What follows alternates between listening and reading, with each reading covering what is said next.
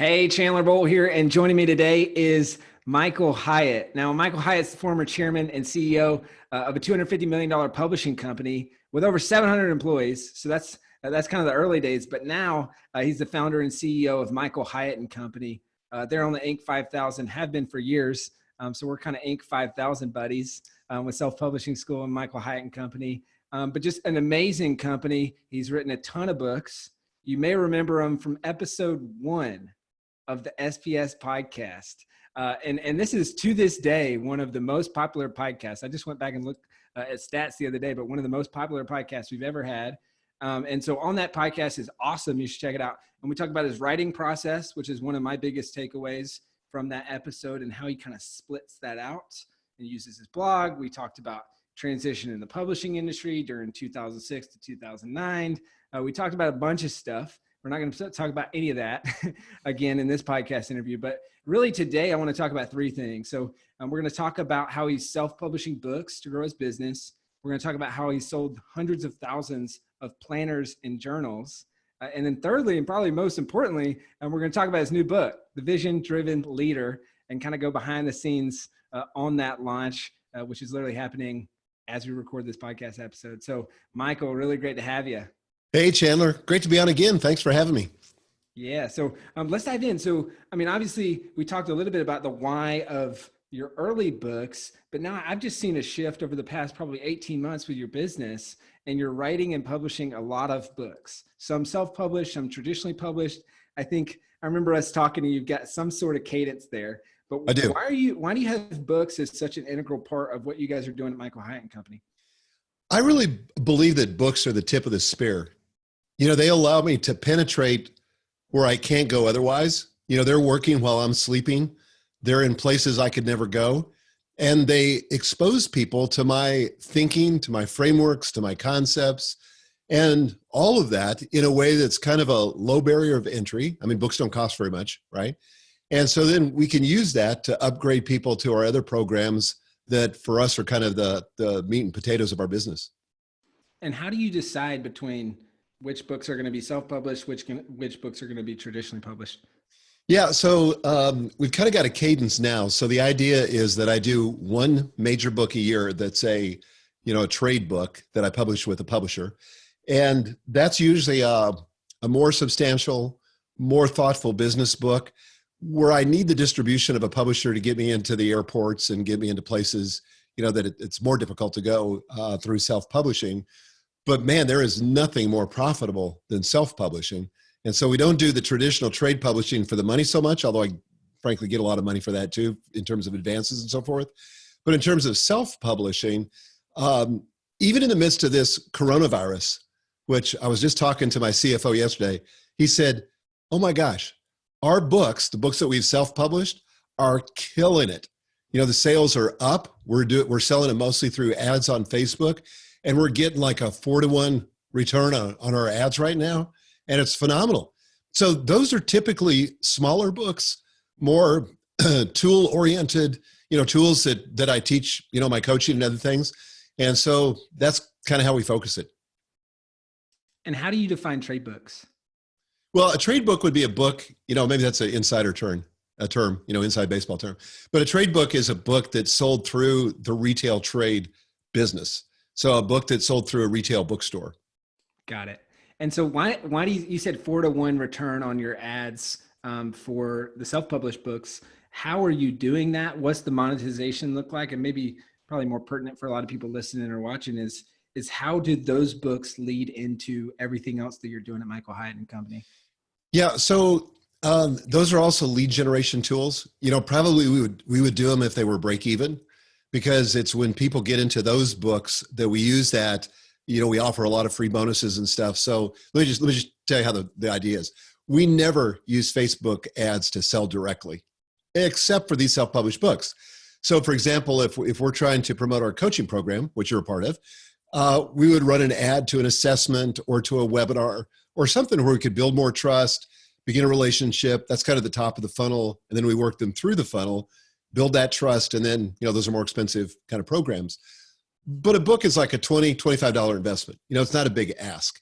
And so these are highly focused on needs. So for example, we've got one called No Fail Meetings.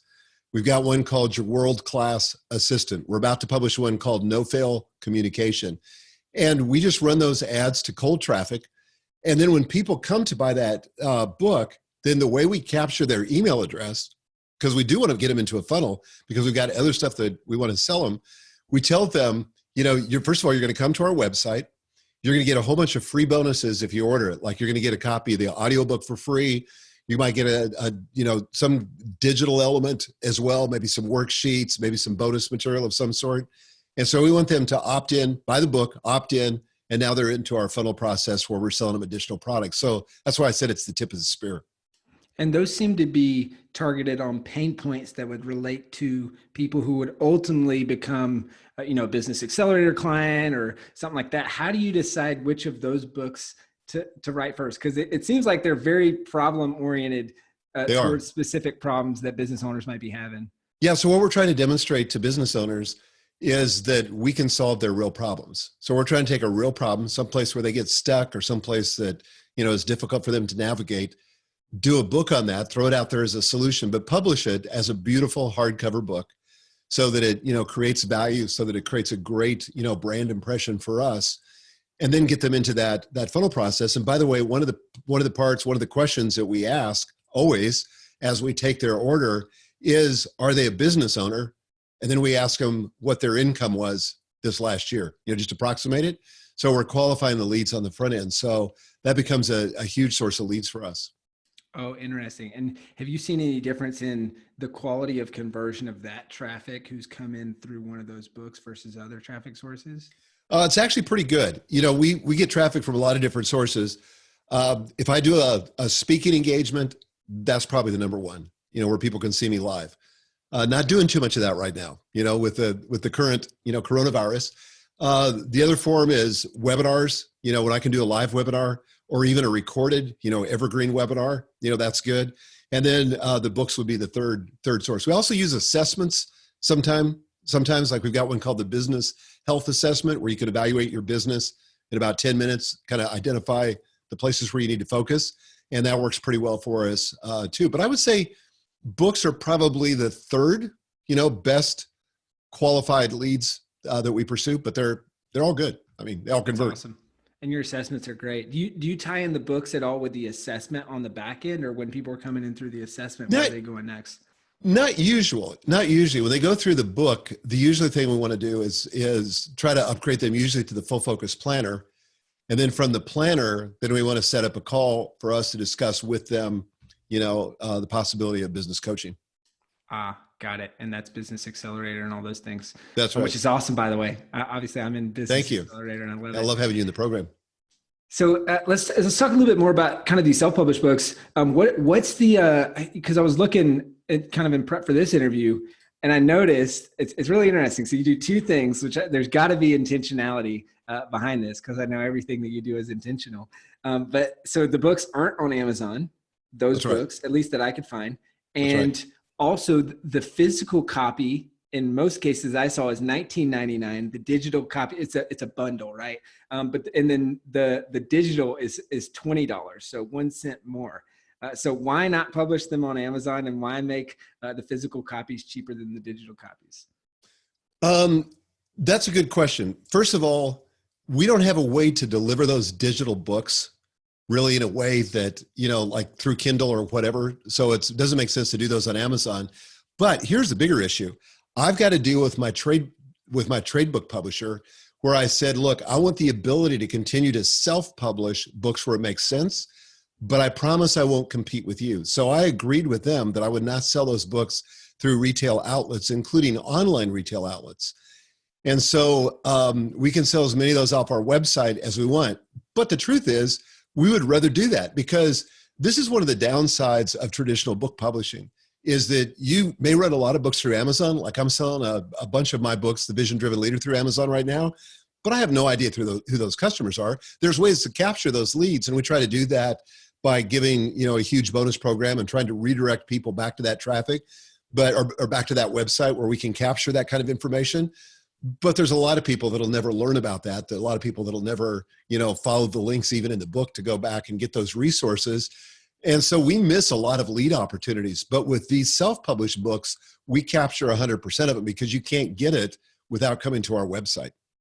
So it's very intentional. Smart. Yeah. In terms of the pricing strategy, I can't tell you. You'd have to ask our marketing team what they thought about that. I think our philosophy on that is, we want to make the same amount of money either way. Got it. And I would imagine that also, having those physical copies out in the wild, because I remember I was reading Your World-Class Assistant, and I'm reading it, and I'm at this planning trip with my brother and his wife and my friend.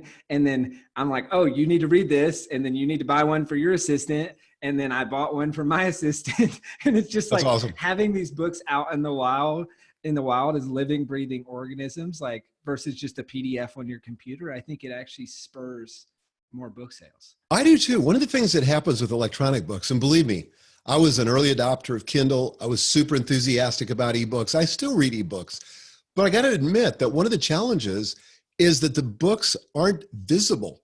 And when they're not visible, I forget about them. So I literally just bought a book I'm really excited about last week, and I didn't think about it till just a second, but I haven't cracked my Kindle to read it because it's not visible. It's hidden in the device. I got to open the application to get to it. But a book is much more like, a physical artifact that's more in your face and more is around to remind you to, read me. That's awesome. And hey, last couple questions here and we'll keep moving. So how do you ascend from people buying Your World-Class Assistant, no-fail meetings? Like how do they move from coming into that funnel to ultimately becoming a customer of Business Accelerator or of other programs that you guys have? What does that look like? Well, we have a really clear customer journey kind of diagram that we set up. And so it's based on kind of a pricing elevator model where the idea is that people come in usually at the lowest barrier of entry. So they might consume something free. For example, they might hear my podcast, they might read a blog post, they might hear me on somebody's show like this. And so that's, free content. That's like the first port of entry.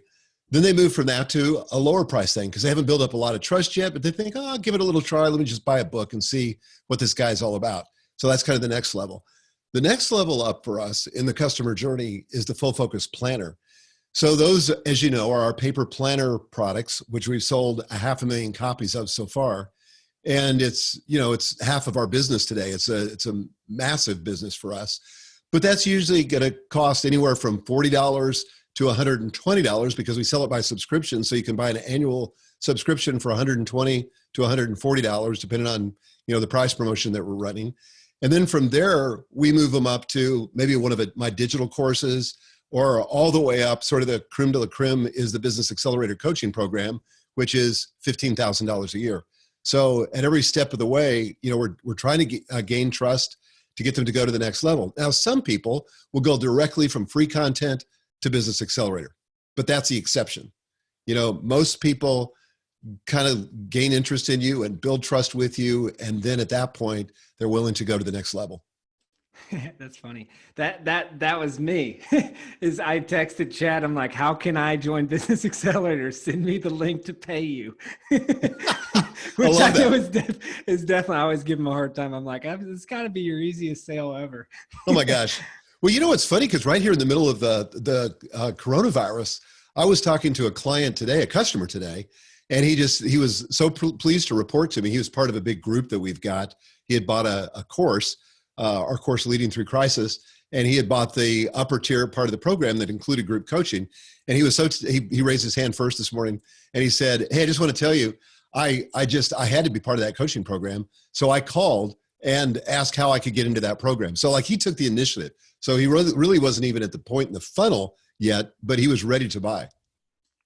And to your point, like circling this all the way back, that's what this stuff builds over time. That's right. As people are listening to your podcast, reading your books, all that stuff, there's this deep conviction of knowing that, hey, whatever's next, I want it. Last question on those books. I saw you were doing the 10, like kind of the leadership or team bundle. And I obviously pre-ordered, can't remember, 10 or 20 copies of the Vision Driven Leader for my team. And then you've got those on the actual website. How has that been working? And I would imagine that helps to kind of, as you said, tip of the spear to embed into full organizations. Well, here's what we know for sure. First of all, Business Accelerator is for leaders of teams, particularly business owners and entrepreneurs. Anybody that's buying 10 copies or more, guess what? They've just raised the flag and said, hey, I've got a team. Those are our best leads by far. So anybody that's bought a bundle like that, those are prime prospects for Business Accelerator. That's great. Let's switch gears to you said you've sold over 500,000 planners. That's crazy. It is crazy. How have you done it? How have you sold so many planners? Like, what are the top acquisition channels? What does that look like? Okay, so we've got this physical planner. Let me just describe it. It's called the Full Focus Planner. People can find out more at fullfocusplanner.com. I would be remiss if I didn't give that right. So this is a physical planner. It's for 1 quarter. So this is my one from this last quarter, my one from today I left in the house. But so this retails for between $40 and $50, depending on the edition. So what happened was my chief content officer, Joel Miller, was riding with one of our other teammates, Mike Burns. They were on a way to the conference, and they said, we had to take all this stuff that Michael teaches, and we had to put this in a paper planner. So they didn't talk to me. They didn't ask me about it. They cooked up this whole thing on this trip and came back to me with a proposal. And initially, because I was in the publishing business almost my entire career. So, it's one thing to self-publish. It's another thing to run a publishing company. So the things that I didn't like about traditional publishing was that, first of all, you have to buy inventory. So you have to, pay the printers to print it. You got to spend a massive amount of money to get your book printed, get your books printed. And so that part of it I didn't like so much because I love digital courses where I didn't have the investment. But the second issue was that in the traditional book publishing world, you sell to retailers, okay? And those bookstores can return those books at any point. So it's not like you got a 30-day refund window or a 60-day. No, they can return them forever. So the book's never really sold until a consumer buys it and walks out of the store with it. Sometimes in some of the bestsellers that publishers publish, they might get 40% returns. So they ship 100 books, they get 40 of them back. So that's not good. Then the other thing is bookstores are very slow to pay. So I had all this kind of burned into my memory when I was running a big publishing company. And I said, oh man, I just love the digital model. So my guys were like, but look, here's the thing. People are working in a world of distraction when they're trying to manage their day on the computer. And I said, well, you got a point, because it really wasn't working for me either. I had gone to paper, just, using a Moleskine notebook, just because I didn't like the clutter, the digital clutter of trying to do it on my computer. And I'd used every task manager, every calendar, all that. None of it worked. And I'm a super digital geeky guy. So they said, well, here's what we could do. So they took the sting out of it for me. They said, we can publish this. And this would be a great tip for the people that are listening to this too, if you're going to self-publish. We pre-sold it. Before we manufactured it, we pre-sold it. So we knew exactly how many to manufacture. So we did a pre-sale promotion at a discount. We did a sales page that had all the pages laid out. We talked about, the promise. It was beautiful. It was compelling. And we just took orders. We just took people's money. And we realized that, literally within 24 hours, we realized we had a tiger by the tail. And so we said, okay, we're going to go to press with this print run entirely paid for, because not only were people paying us for what it cost us to print those books, but obviously the profit margin too. So we not only printed enough to fulfill the demand at that time, but then we also printed more. We thought enough more in order to cover what we thought would be continued demand after the book was released. But as it turned out, we were way too conservative. So there was about a 3-week period where we were completely out of planners, and that became kind of a customer service hassle, because now we're trying to tell people that we can't ship them and they're ready to buy. And as a business owner, when you got sales that you can't deliver on, it kills you. And it killed me to not be able to deliver on those. But we finally figured that all out. But I think one of the things that really helped us too, and made this different than traditional publishing, we weren't selling on credit, right? So we weren't like shipping them to a bookstore, hoping to God they would pay us, in 30, 60, or 90 days. No, we took people's credit cards. We got paid, bam, in advance of the sale. We had the shipping covered. All that was covered. And then, and I think this was the big idea, and this is an idea worth thinking about if you're going to self-publish, is could you set up a subscription program of some sort? So this planner is 1 quarter's worth of content, 1 quarter's worth of pages. You really need 4 of them for a year. So we invited people to buy 4 of them or to subscribe to them at a discount. And, you know, that was good for them. It was good for us. Then we had the continuity of that subscription auto renews. So every year it automatically renews. So probably about maybe 60% of our customer base is on that subscription, and 40% are people that are doing it on a one-off basis. But all those one-off basis, for the most part, those are new customers that want to sample it first, and then they come in and then they subscribe to it on an annual basis. Wow, 60% recurring. That's unreal. How long ago was this when you did the pre? It was in 2017. Okay, so 3 or so years. Did you suspect that this would be literally half of your business now? I mean, that's crazy. No idea. You know, I never in my wildest imagination thought it would be as big as it is, and it continues to grow. And this is another product that we sell directly off Facebook ads. You know, we don't invite people to a webinar first. We don't do anything. You know, we just run ads to the planner, and we run them all day long, every day. And, you know, it's just performed phenomenally well. And then we began to expand the suite. So this last fall, you know, we introduced a whole bunch of new colors. Now we're going to introduce this coming fall in 2020, a bunch of new additions, including a young adult version. And I'm announcing it here for the first time anywhere. But we just finalized it this morning. We've got the pages already typeset and everything, because a lot of parents are thinking, oh my God, if I'd had this when I was in high school or college, how cool would that have been? So yeah, we're just continuing to expand the line. We've got the Full Focus Journal, Full Focus Notebooks. It's a whole suite of products, and we've got plans. I really believe this could be an entirely separate standalone business. Oh, interesting. Now, last thing, and I want to transition to Vision Driven Leader. What would you say is the 1, 2, or 3 things that have moved the most journals, most planners? I would say it would be team leaders that get it, find that they're more focused and more productive. And they're like, oh my God, I've got to get this for everybody on my team. And so we've seen that, for example, at Chick-fil-A, you know, where some of their leaders got into it, some of their operators, and then it spread like wildfire inside their organization. And we've probably got 50 major corporations like that where they've gotten it, and it's really caused that to happen. And then we've had some big influencers, people like Amy Porterfield, or, you know, different people like that have had large audiences and have touted it, gotten it for their teams, and, you know, had me on to talk about it and really promoted it. That's great. Let's talk about Vision Driven Leader. For those who are unfamiliar with the book, what's the premise of the book? And then what does this launch look like? I want to get in kind of a little bit later, like what have you learned from the past few book launches, but what's kind of the game plan? And then I'm sure we'll talk about how that shifted a little bit with everything going on.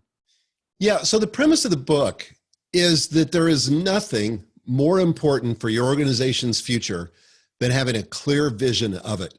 So to come up with a clear, inspiring, practical, and attractive picture of your organization's future that's written down in a document, 3 to 5 pages long, which I call a vision script, not a vision statement, but a vision script, a more robust kind of vision for your future, to state it in the present tense about what you want to see happen in 4 areas over the next 3 to 5 years: your team, your products, your marketing, and your impact in the world.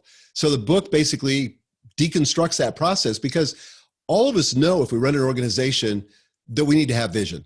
You know, we've been sort of encouraged, shamed, just told that we need to have a vision for our organization. But here's the problem. I couldn't find a single class or course in a single university or college that taught anything on vision. There's only 2 books on vision on Amazon, and one of them is really confusing because the author confuses vision and mission, which are 2 entirely different things. And so there's not a lot out there. Everybody feels like they need to have a vision, but they feel like they've got to be, you know, clairvoyant, or they've got to be super charismatic or have a special gifting to come up with a written vision. And what I want to say, and I try to do this in all my books, is deconstruct it, make it easy, give people a recipe so that mere mortals, people like us, can go create a vision for their organization. And once you have one, Chandler, once you've got a written vision, it has three major benefits. First of all, it gives you confidence. If you don't have a vision, here's how that shows up in your leadership. You're hesitant, you have self-doubt, you're not clear about where you're going. And if there's one thing that has to be true about a leader, you've got to know the destination. If you're not leading people toward a destination, then what is your leadership about? So having clarity about that vision gives you confidence. It also accelerates your progress toward that vision, because the more clarity you have, the more concrete you can be, the more you spell it out, the faster your organization can get aligned and execute against that vision and move toward it. Then the third benefit of a vision is it provides a filter. So it gives you a way of filtering out the distractions from the opportunities. Now that may sound strange, but the more successful you become, the more opportunities you get. And the more opportunities you get, the less easy it is, or the more difficult it is to differentiate between things that are distractions and things that are opportunities. A lot of times distractions show up on your doorstep masquerading as opportunities. But with a vision, you have a way to discern which is which, so that you can accept those opportunities and say yes to those things that, conform to the vision that you have for the future. And those things that don't lead you toward that future, you can say no to.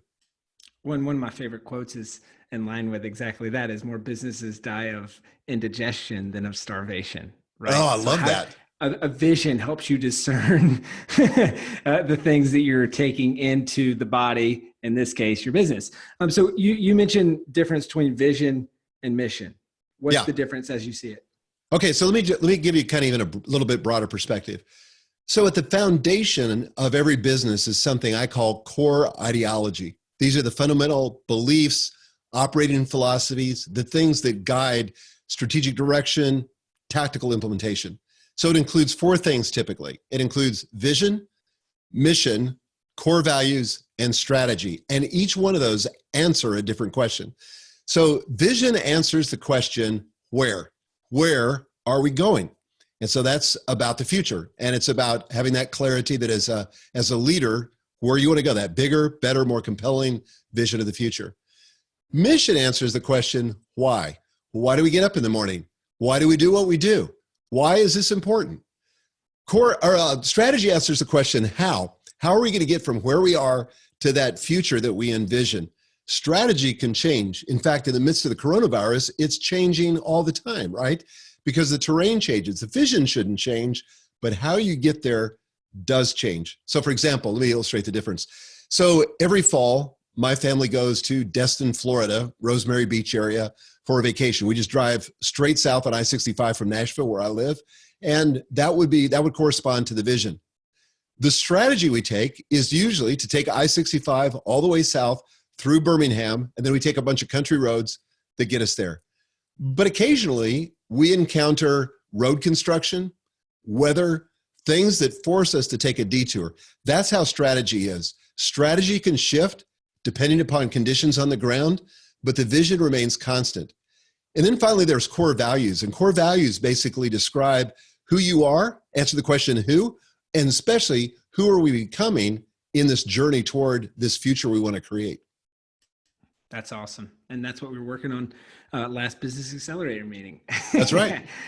So let's talk about this, speaking of strategy, what is the strategy for the Vision Driven Leader book launch? What's kind of the big picture of what you're doing? Well, this is pretty much the picture that we take on all of my trade books, all these big books that we're trying to publish, is that we're always trying to drive the bestseller list. So this isn't possible for everybody, but I have a long history of having done this with 2 New York Times bestselling books, and almost every one of my books, I think every one of my major books has hit a bestseller list. So, it's harder and harder to hit the New York Times list today, but all my last 4 books hit the USA Today bestseller list, Publishers Weekly, Wall Street Journal. Wall Street Journal is particularly important, for us. And so we want to hit that bestseller list. So the strategy is to drive as many sales as we can through the cash registers during the first 2 weeks of the book launch. Because the way those bookseller lists work is that BookScan is an organization that scans sales at retail. So they measure how many books are being sold at retail. And it's a very simple formula. And the best way to illustrate it is USA Today, because they don't have a separate list like for business books or children's books. It's just all books thrown in there together. They track like the top 150. Well, that information comes directly from BookScan. So the book that sells the most books in a week is number one on USA Today, whether it's fiction, nonfiction, business, children's, whatever, doesn't matter. The second book that sold the most copies is number two, and all the way down the line. Wall Street Journal also follows BookScan. Publishers Weekly pretty much follows BookScan. New York Times, God only knows. They follow that. But I've had a book, my last two books, outsold number one on BookScan by 4 times and still didn't make the New York Times list. So go figure. I don't know what that's about. But it doesn't matter, because if we get the book on the bestseller list, then what happens is suddenly a lot of retailers that didn't take the book initially, they see it on the bestseller list and they go, oh, I've got to have that book in my store. A lot of consumers that wouldn't, they don't listen to my podcast, they don't subscribe to my blog, they would have no way of being in communication with me except they see it on a bestseller list and they go, oh, that looks interesting.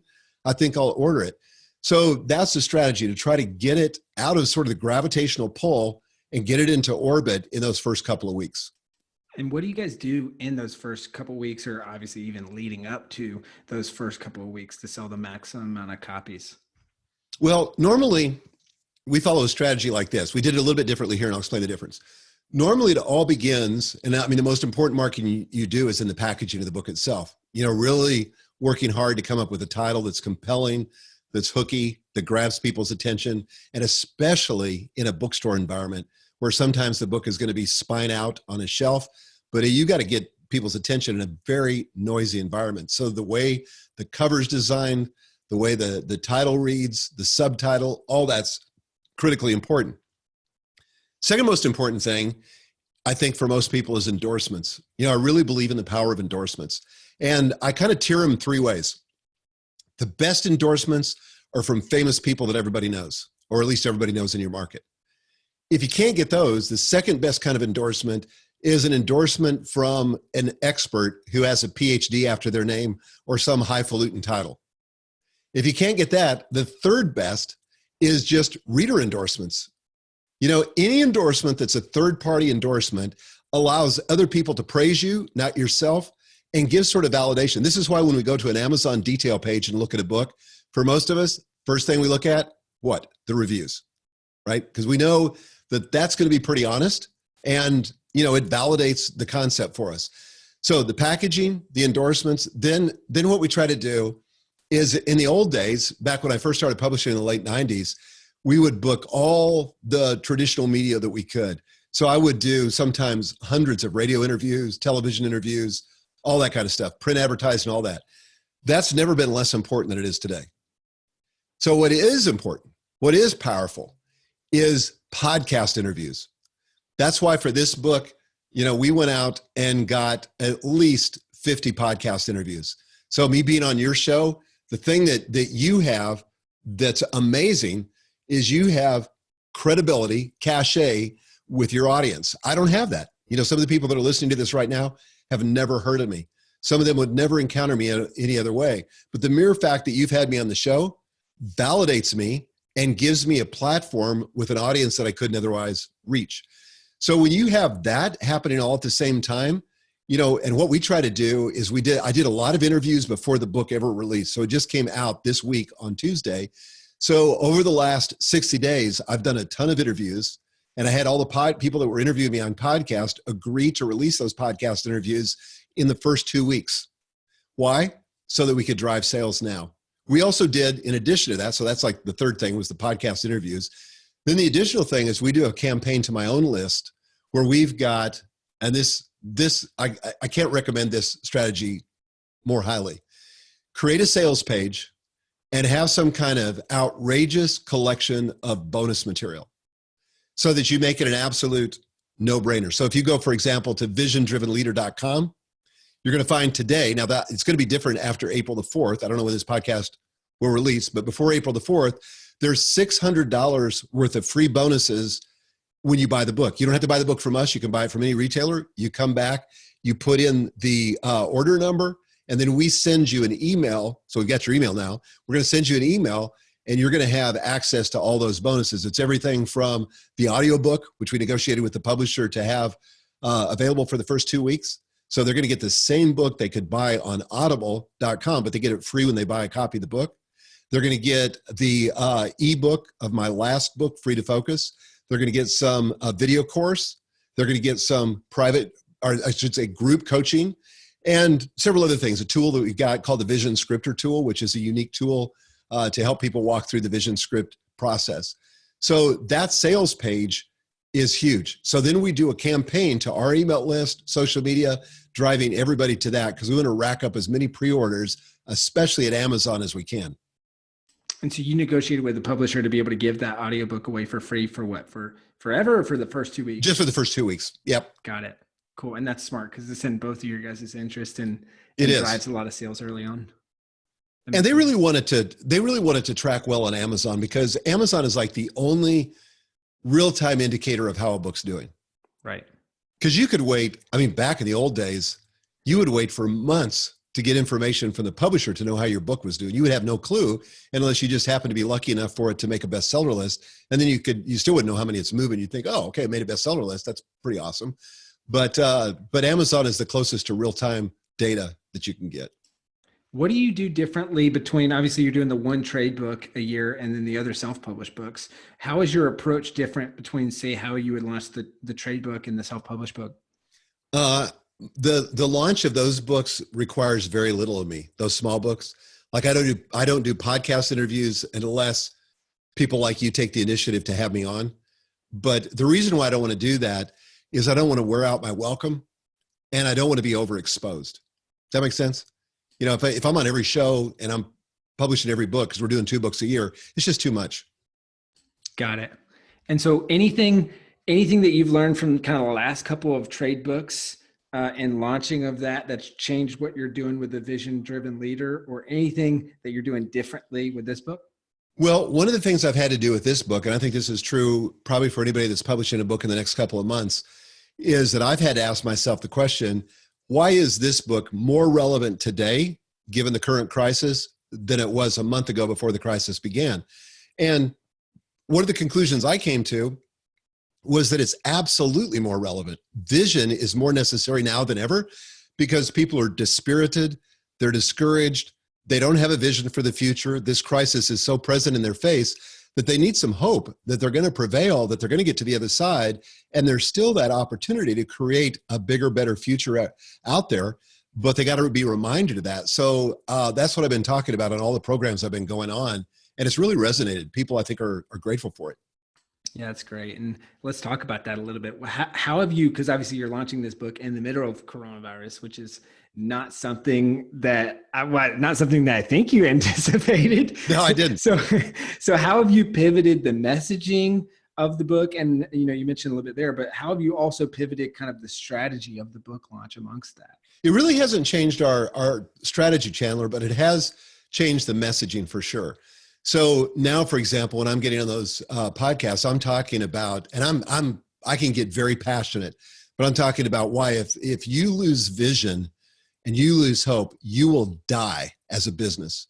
And your people desperately need vision because Andy Stanley says vision leaks, and he's right. And I sort of envision my own team walking around with a vision bucket. And if that bucket's empty, things don't go well. And my job as a leader is to refill that bucket with vision and to keep saying to people, like I said today, we had an all-team meeting, virtual meeting, of course.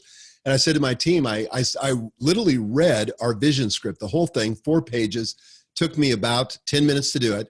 But I read it and I said, guys, this is the future that I still believe in. This is the future we're still working toward. And I had all kinds of comments from my team. We were using Zoom too. And so I had all kinds of comments from my team that were like, oh my God, it's so glad to hear that again. And so glad that in the midst of a world where everything seems to be changing, that our vision for the future has remained constant, that we still believe that we can get there. That's great. And speaking to that, this is less strategy-wise on the actual launch of the book and more, why is this a book that people need right now? Sure, in the middle of this crisis, but just kind of, I mean, there's going to be people listening to this long after this is passed. Yeah. an important message that leaders need in their business. Well, here's the thing. Nothing is more important to your organization's future than vision. Nothing. And your leadership presupposes that you have a vision. A leader has to know the destination. He's leading people somewhere. The question is, where are you leading the people you're leading? If you don't have clarity around a vision, then you're basically just going for a walk. And vision gives you that clear objective to pursue. That's great. We're in the home stretch here. So what would be your advice? So this kind of final question. What would be your advice to the Michael Hyatt from years ago? So maybe the Michael Hyatts that are listening to this podcast or watching this on the YouTube channel and thinking they haven't done their first book yet. Knowing what you've done now with all these books, what would your advice be to that person who's thinking about doing their first book? There is nothing more important to the future of your business than the book you want to write. I really believe that, Chandler. I think that, everything changes once you read a book. I've said to so many of my clients, there's going to be the period of your life before you wrote the book, and there's going to be the period of your life after you wrote the book, but everything's going to shift. Nothing gives you more authority. Nothing credentials you more than being a published author. Nothing will open more doors for you. You could do an online digital course, you could create other products, but there is something in our culture about having written a book that opens doors like nothing else. If you're a public speaker, nothing will get you into higher fees and book more venues for you than being a published author. That's just kind of like, the litmus test that a lot of event planners use. If you don't have a published book, they're not going to invite you. That's what separates the amateurs from the professionals. So I personally don't think, and what I wished I would have said, what I would say to myself is I wished I had started 20 years before I did. That's great. And that's, I think it was Russell Brunson that I interviewed him last week said something similar as I wish I would have wrote the first one a decade earlier. Yeah, so true. Yeah, that's why I'm doing 2 books a year, because it's that important. It's one of the most important things I do and continue to do. And I envision doing that for the rest of my life. That's awesome. Hey, final thing here. Where can people go to find this book, to buy this book, and to find out more about what you're doing? Okay, so we created a custom page at visiondrivenleader.com/Chandler. So people can go right to your page, see the bonuses that we have available there. And so we will have those bonuses up for people to check out there. Again, all you have to do is buy it from any source you want. Come there to get those bonuses. Everything else, by the way, is michaelhyatt.com. So whether it's my podcast, our coaching programs, anything else we've talked about here today, you can find that at michaelhyatt.com.